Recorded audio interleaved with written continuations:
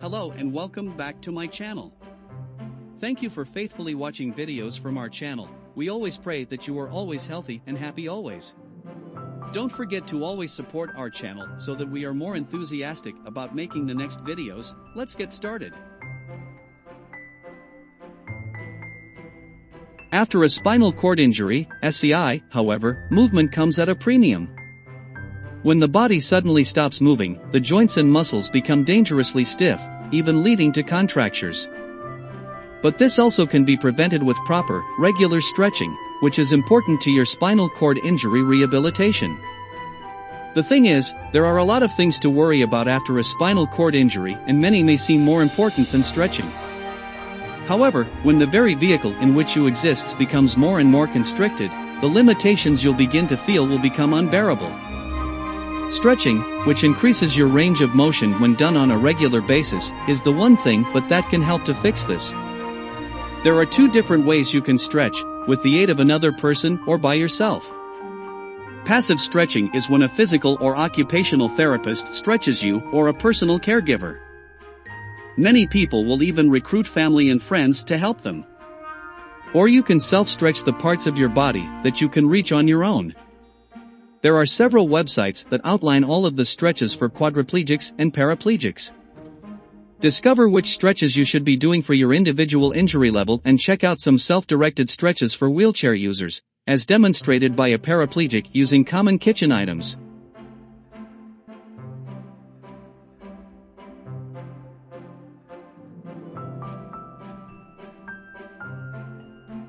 Generally, individuals who are paralyzed from the waist down have a mid to lower thoracic spinal cord injury. Sensation and motor control around the waist are typically innervated by the T7-T9 segments of the spinal cord. Because signals from the brain cannot easily get past the level of the SCI, individuals often experience paralysis of functions innervated below their level of injury. The severity of one's spinal cord injury can significantly affect their degree of paralysis.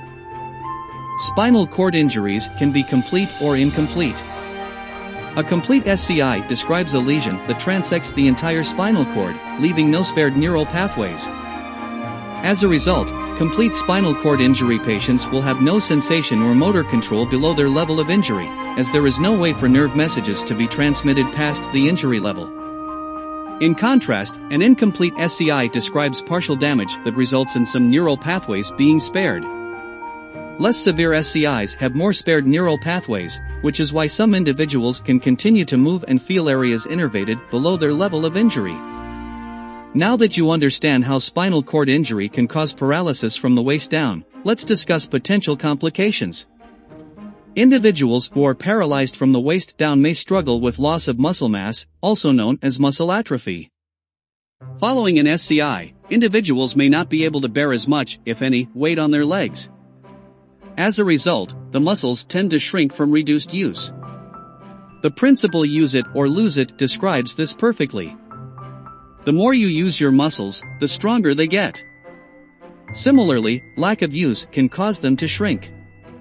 The human body is extremely adaptive, and when it senses that a body part is not being used, it'll make changes to conserve energy. Some ways to help combat muscle atrophy include repetitively practicing leg exercises to stimulate neuroadaptive changes in the spinal cord. It is important to note that these exercises do not have to involve any extra weight, as the focus should be on the communication between your nerves and muscles, rather than the amount of resistance you're able to use. Participation in functional electrical stimulation, which involves placing electrodes on the skin over targeted muscle groups to directly stimulate movement, can also help reduce muscle atrophy. This is something that your therapist could further instruct you in to optimally increase motor control and strength.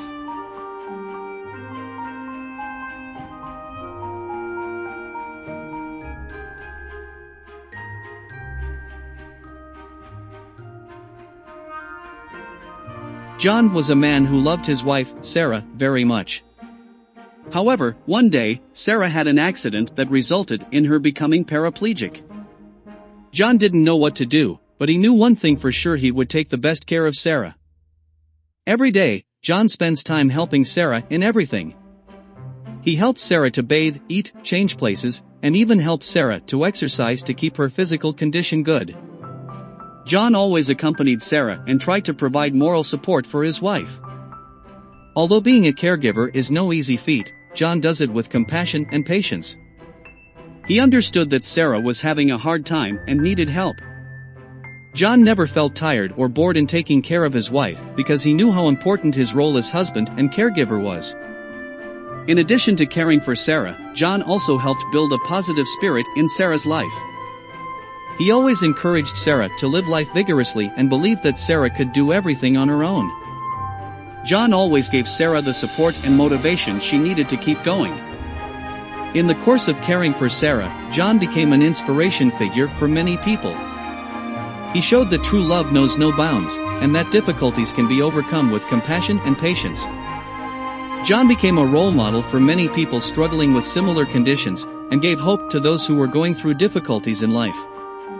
In this story, John is an inspiring figure with his dedication in caring for Sarah. He proved that love, patience, and motivation can make a big difference in a person's life.